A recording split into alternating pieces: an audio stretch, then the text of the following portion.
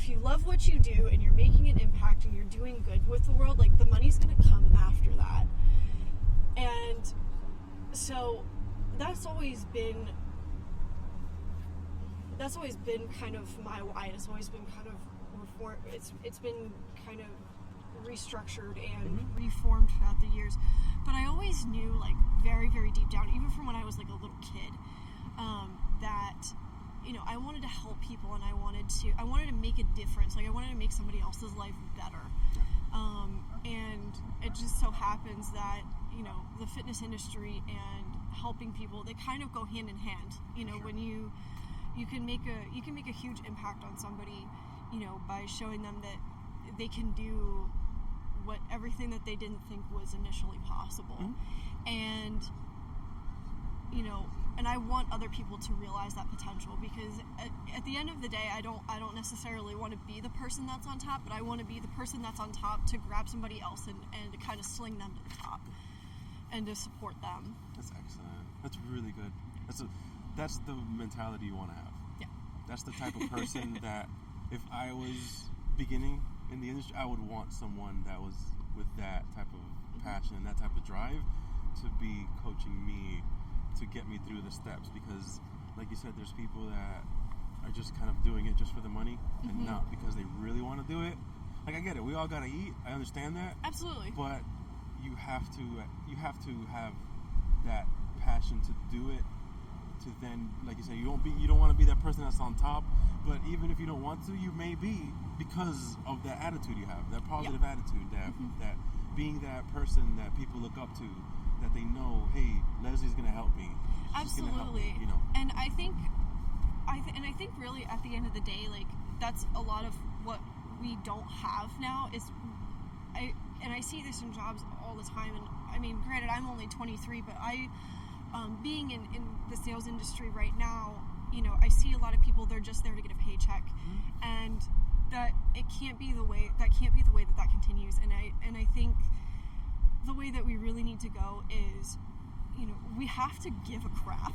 Yeah, we have to care about other people, and not just about ourselves, but again, about other people, and not just necessarily people within our own immediate circle, but the world around us too. And, you know, if that's one way, you know, if I can contribute a little portion of that and maybe inspire somebody else to continue to do good and pay that forward, and, you know, and maybe that, you know, they go on and they inspire out someone else to pay it forward, you know, then I've done my job. Yeah. You know. And you've started a positive chain reaction. Yes. Where people will start believing there are still good people that care. There are people that want to do good. Absolutely. And you definitely will be that person. Yeah. You know? And just and being in fitness and health, it's been a passion now for the last It really has. 5 or 6 years. It has. And that's where I want to go, because, you know, the healthier people you have, the more good you can do. That's right. The more, exactly like you said, the healthier you are physically, the healthier you are mentally, and you give that vibe off. Oh wow. That's a big plane. That is a big plane. And these are what happens when you try to keep things live and real. You get all these little things happening around you, but that is okay. So what, for anyone that's listening right now, what is the message that you'd want to send out to them, whether it's fitness related or just following your dreams and your passions related? It's the same one that I attached to the bottom of every one of my email signatures. Mm-hmm. That's good. You believe what you're talking about. I do. There you go. It's life begins at the end of your comfort zone, and that applies to fitness in that it's you know, it's very uncomfortable at first. It's very, you know, it sucks to get up off the couch. Exactly. and move and get out and do things, especially when you're in such a comfortable position for so long. But growth doesn't happen in the comfort zone. No, it does not. It doesn't happen there. And some people they don't get out of their comfort zone until they're forced out of it. And then when they're forced out of it, they don't know what to do. Mm-hmm. And so I think if you force yourself out of your comfort zone, whether that's to get off the couch and go to the gym, or just get up off the couch and go walk your dog if you have one. I always consider adopting dogs, but on the next podcast. I now have 3 dogs. No, I'm kidding. I only have 1. Watch, on the next one I probably will have 3. About it. But like I said, fitness related, that might be getting up and moving around, or it might be getting healthy enough to get on the airplane, or to go to the one place that you always wanted to go. And none of those things happen if you're so scared. Exactly. Or if Exactly. you stay in that comfort zone of, well, this is my hometown, this is what I know, or this is okay for right now. And at the end of the day, like, being out of your comfort zone and everything, like, your life depends on it. It does. You only get one life, so you might as well do it right the first time. You're absolutely right. You're absolutely right. I mean, it has a lot to do with, if you're going to try to do things, take those little steps, Mm-hmm. but make them to make you move forward, And just like you said, it really all starts with fitness. It starts with being does. active. Yep. Active is the first step to doing anything. So again, active body, active mind, that's the way to work. Yeah. But absolutely right. Okay, now here comes the fun stuff. What is tell us either one story that you have that is either a funny or worst client interaction, or inspirational moment that you've had so far. So not really so much on the funny end, because I can't say that I've worked with enough clients to have the funny end, to kind of have some of those funny stories. I'm sure probably the next time that we talk, I'll probably have a bunch. Yeah. And we'll keep checking in for that. However, I am always micro critiquing someone from the treadmill in the gym. Like, Mm-hmm. I know you didn't squat below parallel, sweetheart. Judging just a little bit. But that's what you do the coaching for, Yes. to keep them accountable. Yes, absolutely. But I had the pleasure of working in a CrossFit box, shadowing for a summer, and by the end of that, I was onboarding some of the new members. Okay. And I had the pleasure of working with a gentleman that was autistic, Mm-hmm. and then which was really interesting, because either way you still coach them the same way that you would coach anybody else. They still understand, and he did wonderfully. There was another woman who, she had 2 kids, and I believe she had been in a car accident, and she had been injured so badly that she had actually had to have a rod put in her leg to stabilize her thigh. Yeah. And then she also had 2 bulging discs in her low back. Oof. And she came to us, and she's like, my doctor says I have to do something. She's like, I have to keep, moving. She's like, she came in and she almost like couldn't walk. She was getting pretty bad. And so I helped her through the first probably week of workouts, and we were able to get her to do her very first 50 push-ups. Nice. Which she did phenomenally. Good. And she made it through that workout, which she was amazed. She didn't think that she could do it. And I was training with her again, and we were practicing with deadlifts and not maxing out, but just practicing in general for form, for increasing weights. And it was her first time doing deadlifts, and we were trying to establish at least a working weight for her that she could continue to do.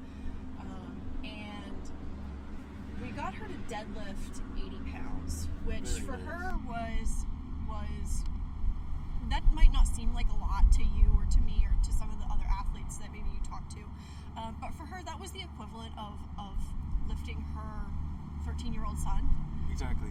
And picking him up off the floor, and being able to pick up both of her kids at that point. And that's not something that she had been able to do for years, Right. especially after that injury. And we were able to show her how to safely do that, and she was able to do it with no pain, despite 2 bulging discs in her back and a rod in her leg. And seeing the look on her face of just seeing the I almost want to say the Legos click, Yeah.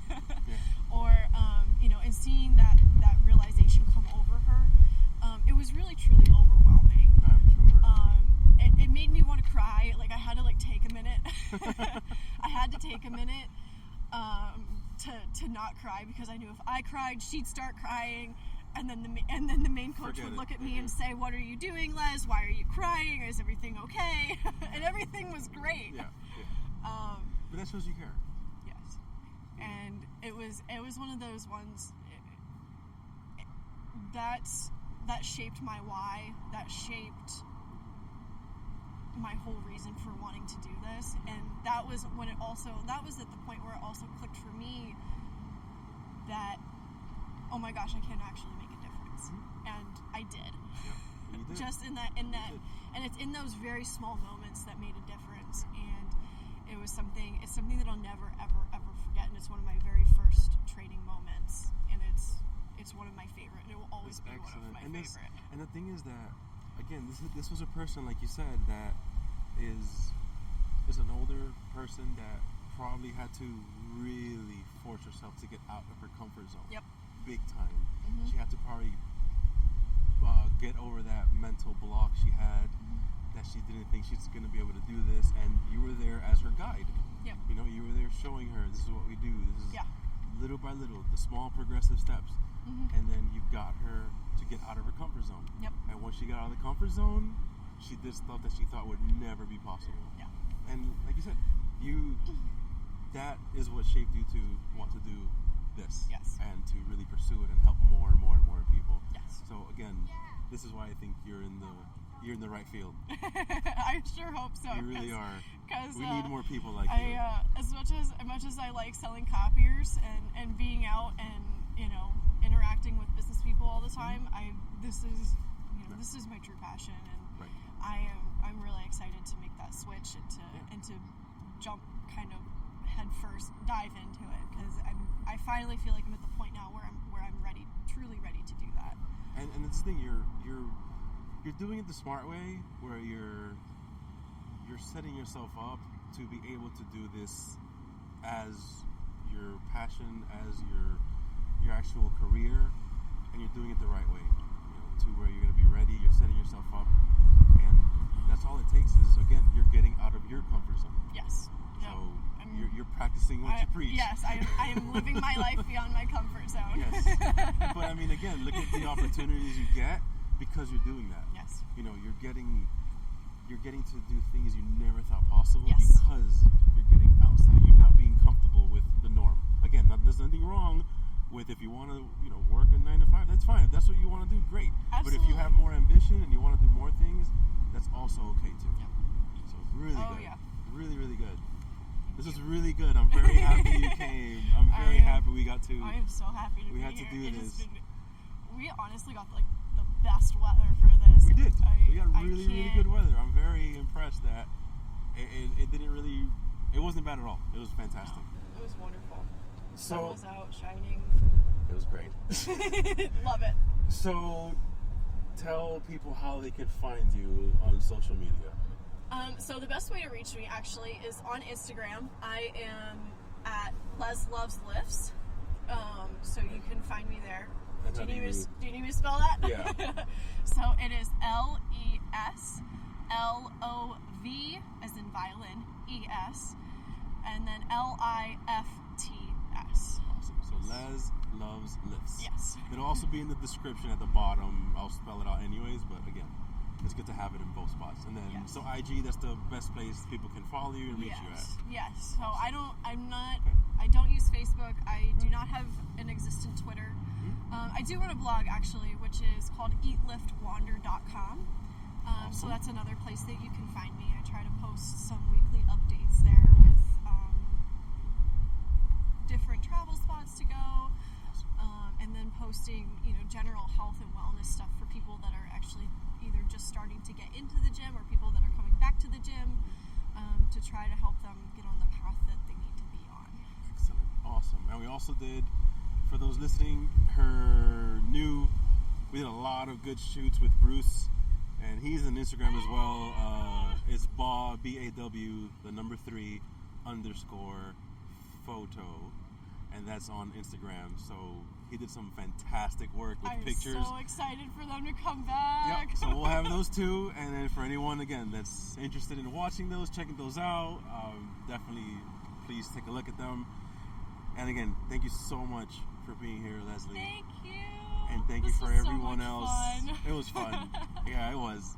And thank you for everybody else that's listening and still tuning into this silly man's podcast, doing silly things with silly friends, trying to make a change in this silly world. So tune in next time. Thank you. Bye, guys. Bye.